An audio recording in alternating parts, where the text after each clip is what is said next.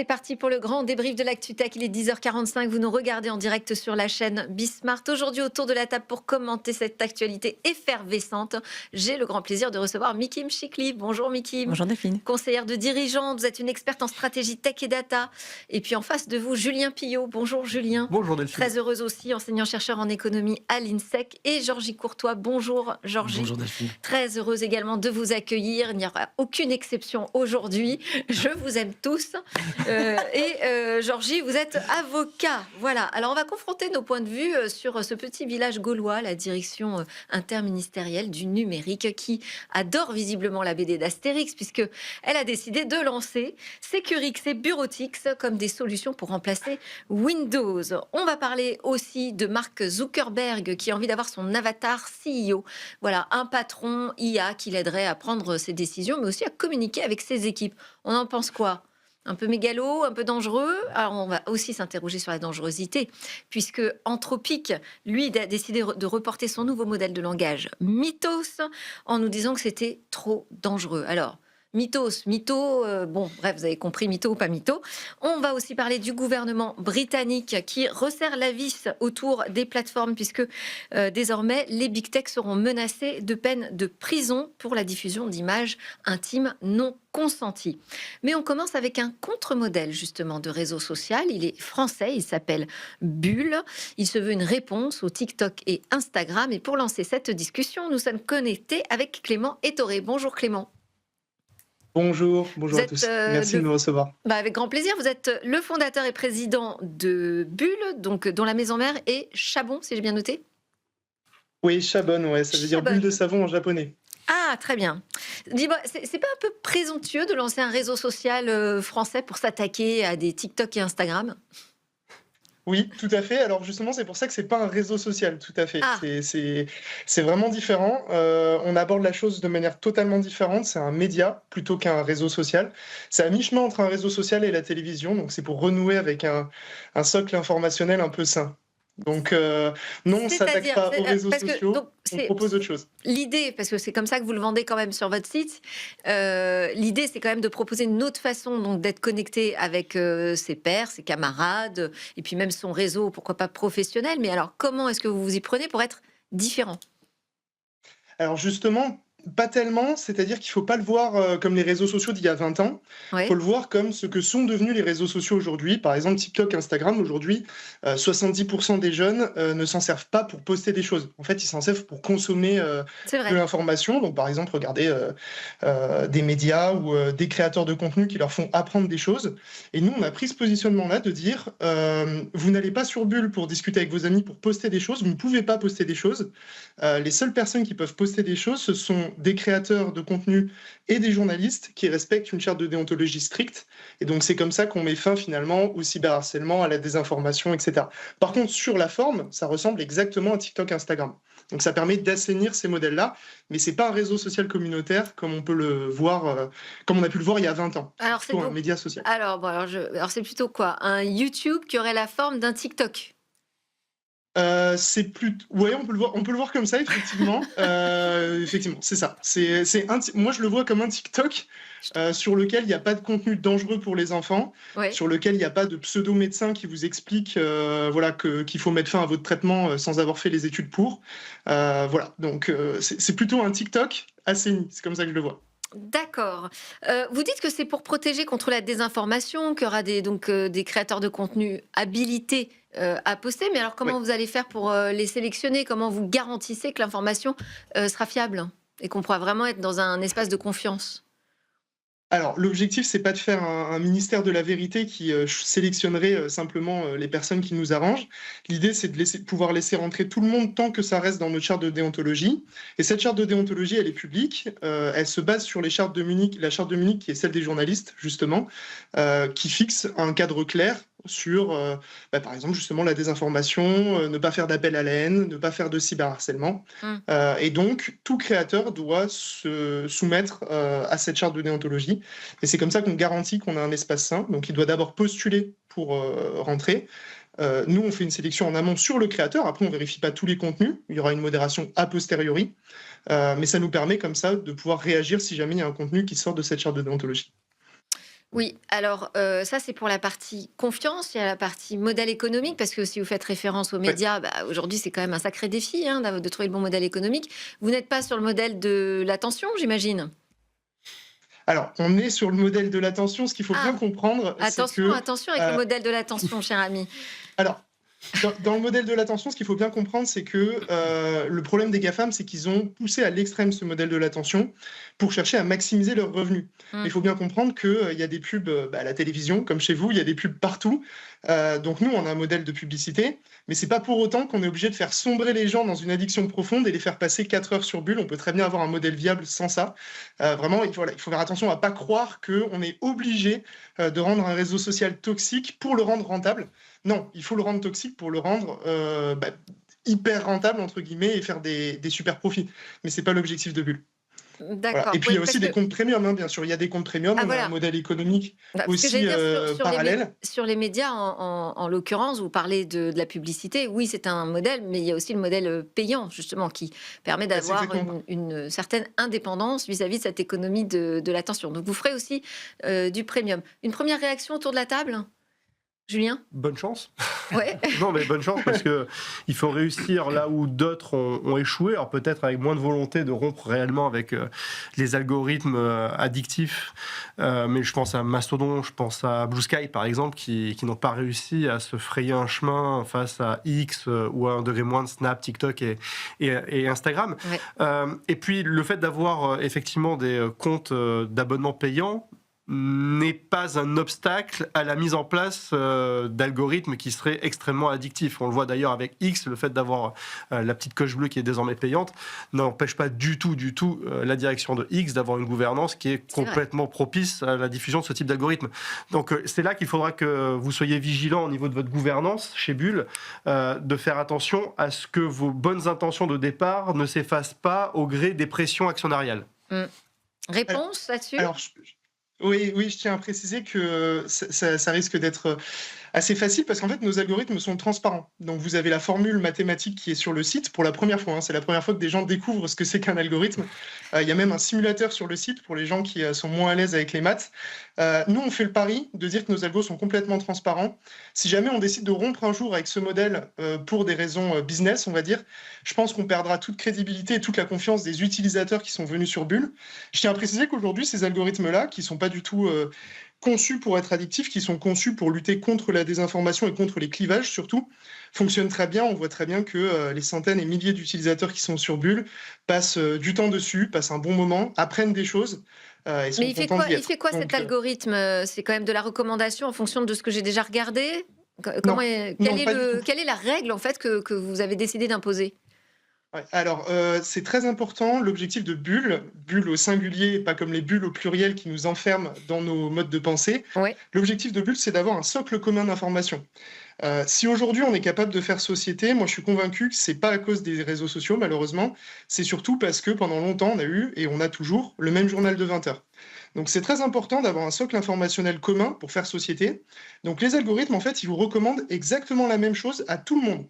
Le seul moyen de personnaliser son algorithme, c'est de le faire soi-même en déclarant des centres d'intérêt. Par exemple, si vous aimez le bricolage, vous pouvez dire Mmh. j'aime le bricolage et vous aurez un filtre possible sur le bricolage, par exemple. Vous D'accord. pouvez aussi vous abonner à des créateurs, des créatrices ou des médias.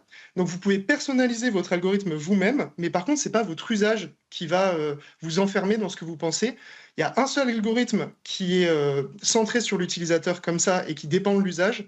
C'est l'algorithme contradictoire qui, justement, que vous pouvez sélectionner pour avoir accès à la contradiction finalement, c'est-à-dire voir l'inverse de ce que vous avez Ah, c'est l'habitude de sympa comme idée penser ça. ou de voir. Mikim? Bah voilà, c'est l'anti-TikTok ou l'anti-Instagram, si vous voulez. Et ça fonctionne très bien, hein, Ah bah, c'est contrairement à comme ce ça qu'on que j'ai pense, on n'est commencé, pas vous m'avez dit: «Ah obligé non, de non, pas du tout». Alors bon, mais d'accord, merci d'être d'accord avec moi à la fin.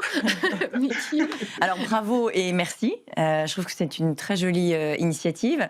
De ce que j'entends et de ce que je comprends, en fait, Clément, j'ai l'impression que vous avez pris le meilleur de tous les tests qu'ont fait ces grands de ce monde dans la la tech, avec la Privacy Sandbox de Google sur le cookie-less, avec voilà, toutes ces initiatives-là. Et vous Oui, essayez... pas de collecte de données personnelles. Non, tout à fait. Limité. Ouais. Mais en fait, toutes ces initiatives pour essayer de faire quelque chose de beaucoup plus vertueux, sans chercher à être parfait, parce qu'à ce moment-là, vous allez certainement être confronté à la problématique de taille, la scalability, pour que votre business soit rentable. Donc vraiment, bravo et merci de cette initiative.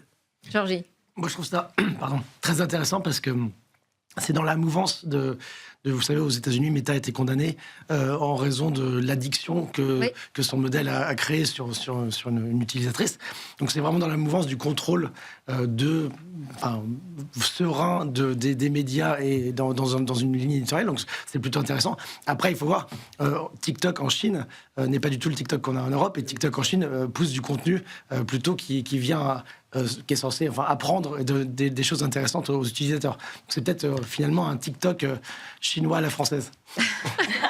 On aura vraiment fait le tour de toutes les similarités. Oui. On peut savoir où sont stockées les données ? Ah, voilà. Elles sont stockées où, les données ? Les données sont stockées chez nous, sur nos serveurs à Paris. Donc voilà. Alors actuellement, on essaie de travailler avec... on a une partie sur OVH, on a une partie sur AWS, on s'en cache pas. On essaie de travailler avec Scaleway aujourd'hui pour migrer nos données à Scaleway. Donc je leur passe un appel, j'en profite pour leur passer un appel. Ils nous écoutent en plus, Scaleway, ils nous aiment bien, il n'y a pas de problème. Je serais ravi de travailler avec eux. Je tiens à préciser une chose, on a une protection des mineurs par défaut, peu importe l'âge que vous déclarez. Vous aurez une limite d'usage à 1h30 par jour et un couvre-feu la nuit, en fait, finalement. Donc, on renverse un peu les choses pour recoller avec le DSA directement. C'est très important pour nous. Le seul moyen de faire tomber le couvre-feu et la limite d'usage, c'est de vérifier son identité. Mais on peut rester parfaitement anonyme sur Bull en rentrant sur le réseau, parce que par défaut, tout le monde est considéré comme mineur pour les protéger. Voilà, c'est très important. Bon, écoutez, à tester, voilà, à tester. Et c'est vrai, bonne chance. On a envie de vous souhaiter bonne chance, je suis d'accord. Parce que va falloir convaincre, convaincre. Et puis faire migrer des gens d'une plateforme à une autre. C'est ce qui est le plus dur. C'est très dur. Merci beaucoup, Clément Ettoré. Je rappelle que vous êtes le fondateur et président de Bull. On s'intéresse maintenant à la DINUM, la Direction interministérielle du numérique, qui lance Securix, Bureautix pour remplacer Windows. Visiblement, ce sont des grands fans de la BD Astérix. Donc, ils ont choisi, en fait, pour être tout à fait précis, de lancer leur propre distribution Linux pour remplacer le système d'exploitation de Microsoft sur les postes de ses agents. On n'est pas en train de parler d'une migration de l'ensemble de l'État ou de l'administration. Donc, c'est 234 postes qui sont concernés. Securix, c'est pour la partie OS sécurisée et Bureautix, c'est pour les postes de travail. Alors, qu'est-ce que vous dites à cette initiative ? Déjà, vous sortez un carton rouge ou un carton vert à cette initiative ? Oh là là, super, génial. Consensus. Consensus presque. Presque. Alors, qui commence ? Georgie. Ce qui est intéressant dans cette démarche, c'est qu'on voit encore une fois que l'impact de la détention avec les États-Unis a un impact aussi sur l'informatique et sur la souveraineté, avec une prise de conscience notamment de l'État français de ne pas rester potentiellement soumis à des acteurs américains. Donc, on est dans cette mouvance-là, c'est très intéressant. Après, voyons comment ça va être appliqué dans les faits et si jamais après c'est déployé sur l'ensemble des postes, parce qu'actuellement, effectivement, c'est juste à la DINUM, mais l'objectif à terme, ce serait éventuellement de déployer dans toute l'administration française. Il y a des groupes de travail qui ont été lancés en ce sens. Oui, voilà, cet été, normalement, il devrait y avoir une grande réunion pour que ça puisse s'élargir, cette initiative puisse s'élargir aux autres administrations. Ça dit, il y en a qui ont déjà fait le pas. Enfin, je veux dire, la DINUM n'est pas forcément toute seule aujourd'hui à avoir chassé Windows de ses on est encore très loin de couvrir les millions d'agents de l'État dans les différentes administrations. Bon, vous avez mis des cartons verts, donc vous êtes tous d'accord, mais peut-être des choses à la souveraineté, effectivement, c'est plutôt intéressant. Et puis, effectivement, on voit comment les tensions géopolitiques internationales amènent à des réactions qui sont conformes à la préservation de nos intérêts. Encore faut-il que les solutions en question soient opérantes. qu'elle soit performante, qu'elle soit interopérable avec d'autres types de systèmes d'exploitation ou d'autres types de fichiers, parfaitement interopérables, ce qui posera aussi des questions de toute façon de sécurité des données. Et puis effectivement, il ne faudrait pas qu'on se retrouve bloqué comme le village gaulois, pour filer la métaphore avec Astérix, dans un monde qui évoluerait en partageant en fait des interfaces, des logiciels, etc., qui ne soient pas parfaitement compatibles avec les nôtres, parce qu'on se retrouverait effectivement avec des problématiques d'économie d'échelle, où on se retrouverait avec des solutions plus coûteuses, pas forcément plus performantes, et ça nous enfermerait dans un modèle qui, je pense, ne serait pas souhaitable sur le long terme. Donc j'ai mis un carton vert pour la démarche. Maintenant, je reste vigilant sur la question économique. Un peu comme moi quand même, il y a un petit rouge. Oui, il y a la problématique de la taille à nouveau. C'est-à-dire comment on va pouvoir diffuser plus largement cette pratique.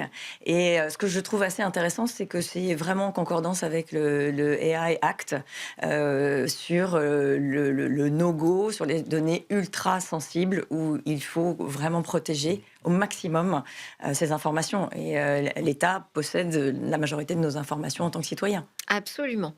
Moi, j'ai mis un petit rouge quand même, parce que cette tendance à tout faire soi-même de la DINU m'en énerve certains, et je le comprends, au sein de l'écosystème tech et des PME en particulier. Et puis, surtout sur la question de l'interopérabilité, parce qu'il y a d'autres administrations, par exemple la Gendarmerie nationale, qui a fait ce switch, mais à partir d'une autre, qui a créé une autre distribution, en fait, et qui n'a pas utilisé non plus le même noyau.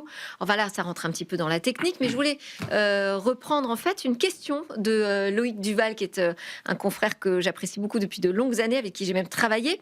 Il a écrit dans Informatic News, est-ce qu'il n'aurait pas été préférable finalement de commencer par officialiser un vrai Linux européen, parce qu'on sait qu'il y a une attente aujourd'hui pour avoir une direction commune au niveau européen pour les États et les administrations. Et là, on risque, de se retrouver avec une mosaïque en fait de distributions qui ne vont pas être compatibles entre elles, au sein même de l'État français et entre les États membres. Et le code est sur GitHub, qui appartient à Microsoft. Oui. Donc c'est un peu... That's life, yes.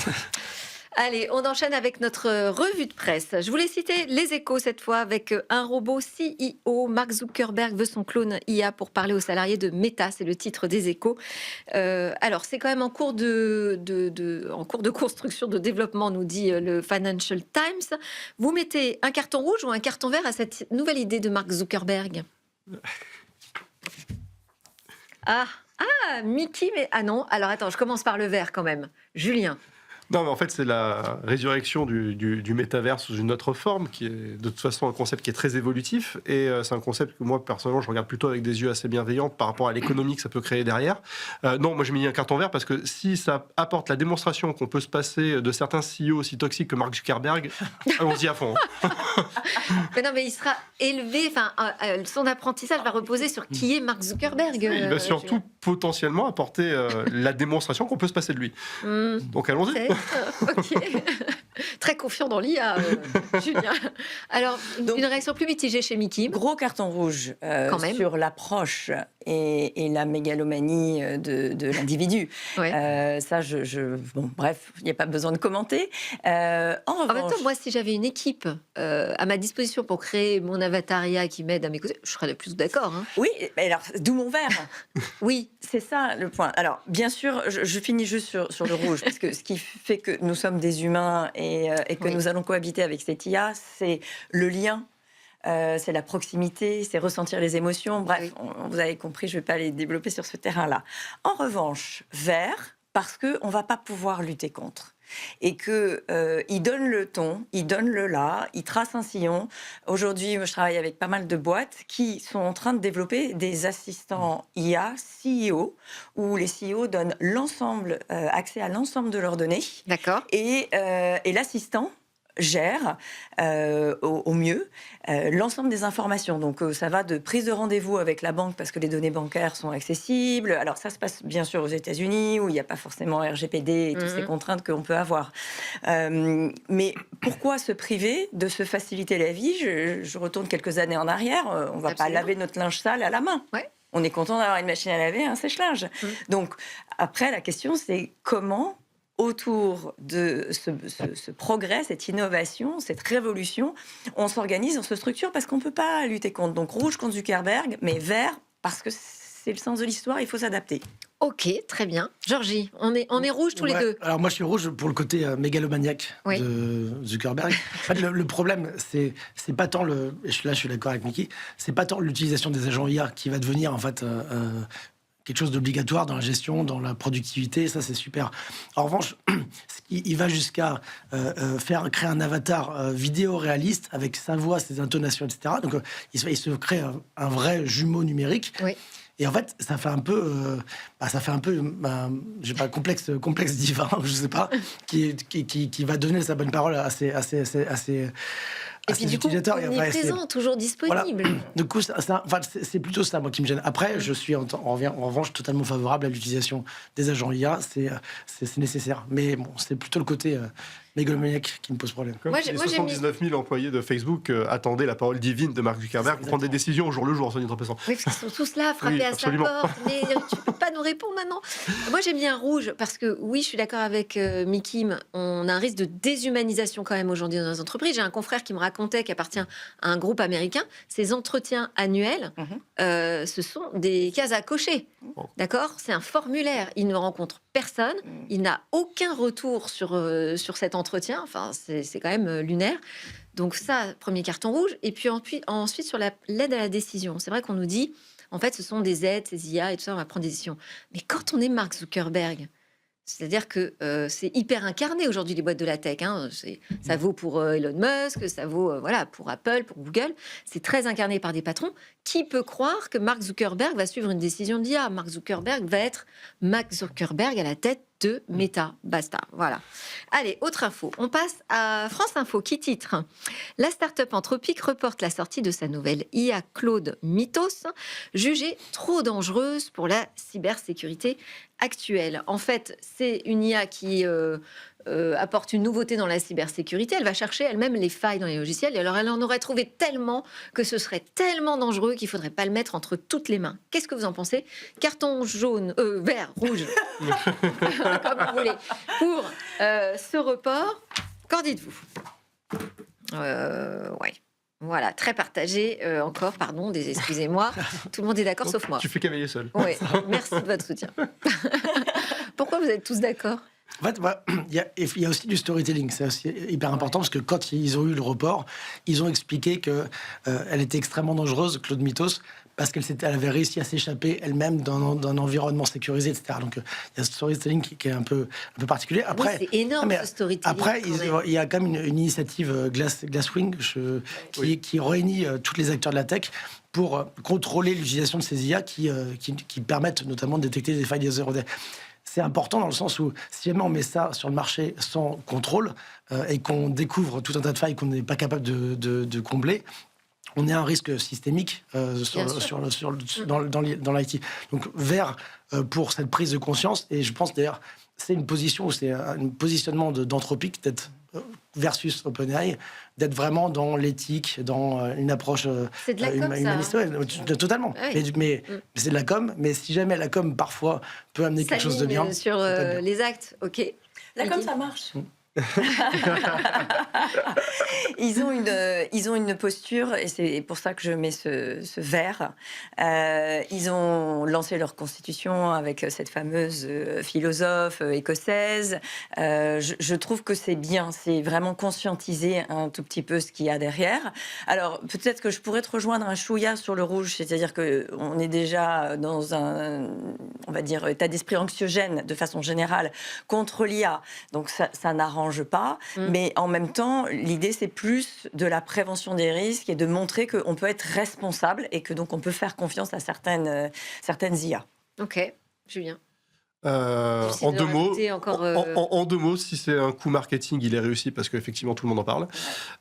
Mais si ça ne l'est pas, et il y a quand même 2-3 éléments qui laissent à penser que tout n'est pas complètement bullshit marketing dans tout ça. C'est plutôt très intéressant comme démarche de mettre le principe de précaution au service de la communication peut-être, mais aussi au service d'autres choses, parce que si Mythos est capable de faire ce qu'on lui prête, ça créerait un énorme déséquilibre, en fait, tel qu'on ne peut pas l'imaginer, entre des personnes qui auraient des intentions malveillantes et qui auraient accès à des armes nucléaires qui leur permettraient de faire des attaques zero day un peu partout de façon systémique, comme le disait... Attaques zero day, c'est-à-dire de trouver des failles qu'on n'avait jamais identifiées auparavant. Exactement, et de mettre en défaut l'ensemble de nos systèmes, en fait, électroniques, de communication, de défense, etc., versus des personnes qui jouent en défense et qui sont complètement désarmées vis-à-vis de ce type d'outils. Donc oui, effectivement, si effectivement Mythos est capable de faire ce qu'il prétend pouvoir faire, le mettre en quarantaine, sous surveillance actuellement, je pense que c'est vraiment la seule bonne décision à prendre. Moi, je trouve que vous êtes vraiment tous des victimes de la communication. Parce que Mythos, c'est pas sous surveillance, en fait. C'est un outil nouveau qui permet de trouver des failles, chercher des failles en toute autonomie. Ça, ok, c'est intéressant pour augmenter la cybersécurité, je suis tout à fait d'accord avec vous, mais aujourd'hui, c'est entre les mains de gens responsables qui travaillent sur ces sujets. C'est juste ça. Et donc, c'est de la com. Pourquoi ? Parce que ça fait des années que ça marche comme ça dans la cybersécurité. On a des outils, on a des experts, on a des équipes de recherche aujourd'hui qui vont travailler sur la recherche de zero day, de failles dans les logiciels. Elles les gardent pour elles, ces informations, elles se les communiquent entre elles, entre des groupes importants. On va dire à Microsoft, attention, il y a une faille zero day dans ton Windows, Microsoft va le corriger, et ensuite c'est rendu public. C'est juste normal, en fait. Enfin, je veux dire, ça se passe comme ça aujourd'hui dans la cybersécurité. Il n'y a pas de mise sous surveillance. C'est simplement, ils respectent les règles et c'est le minimum qu'on puisse attendre. En le disant. Mais oui, mais il n'a même pas besoin de le dire. Enfin, c'est comme ça que ça fonctionne. Si, pour le grand public, il a besoin de le dire. Mais il est premier. Il serait le premier à se tirer une balle dans le pied, à sortir un truc qui communique des failles zero day sur ses propres logiciels. En plus, sur le nombre de failles, soi-disant que Mythos aurait trouvé, on ne sait pas combien il y a de faux positifs, personne n'a regardé exactement ce qu'il y avait à l'intérieur. Bon. Et puis moi, ce qui me contrarie, c'est ce discours permanent en fait d'Anthropic à chaque fois sur on a un truc super dangereux, donc c'est super puissant, mais avec nos IA, ce sera tranquille, vous pouvez venir chez nous, il n'y a aucun souci. Bon, voilà, moi Le principe de précaution au service de la com. Oui, mais c'est très bien, tant mieux. On a le temps de parler de Libération, très vite fait, qui titre sur les deepfakes sexuels au Royaume-Uni. Le gouvernement veut des peines de prison pour les patrons de la tech. Voilà, c'est un amendement qui a été déposé par l'exécutif. Vous dites bravo ou alors ça va trop loin ? Bah alors, pourquoi ça va trop loin ?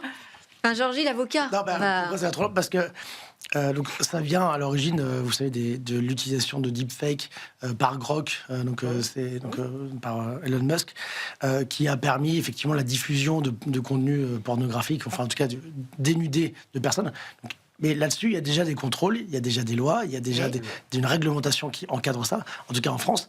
En Angleterre, ils font ça, c'est très bien. Mais encore une fois, là, pour le coup, c'est un peu un effet d'annonce. Vous n'allez pas mettre Elon Musk en prison. Enfin, au bout d'un moment, il y a ça aussi. C'est moi qui suis tombée dans le piège de la com. Ouais, c'est ça. C'est qu'on contrôle et qu'on sanctionne, évidemment. Mais ça, il faut une lutte totale contre mais est-ce que ça peut être dissuasif quand même de mettre en responsabilité, en fait, les hauts dirigeants des entreprises ? Ça peut, mais encore une fois, je doute de l'applicabilité de ce type de mesures. Oui. Julien. Non, il y a des modèles en économie du droit, notamment les modèles dérivés des travaux de Gary Becker, etc., qui mettent justement en parallèle la mise en place de mesures extrêmement dures, parfois même au pénal. Et c'est de ça dont on est en train de parler sur les incitations et les comportements des entreprises. On voit que ça marche, mais jusqu'à un certain point. Se pose derrière la question du contrôle, se pose aussi la question derrière de la bonne foi des plaignants, parce qu'on peut imaginer aussi des jeux à plusieurs bandes où on utiliserait ce type de texte pour pouvoir nuire à quelqu'un en particulier. Et puis, en fait, on va s'arrêter où ? C'est-à-dire, on commence par ce genre de choses. Effectivement, on peut être d'accord avec la cause, mais après, c'est quoi ? C'est les messages politiques qui vont pas dans le sens de la doxa ? Eh ben, nous, on va s'arrêter là, parce que c'est la fin du débrief. Et donc, nous, on avait dit bravo, Mikim. Merci beaucoup à vous tous d'avoir été avec moi pour ce grand débrief de la tech. On se donne rendez-vous jeudi prochain à 10h45 en direct, et puis lundi pour de nouvelles discussions sur la tech sur la chaîne Bismart.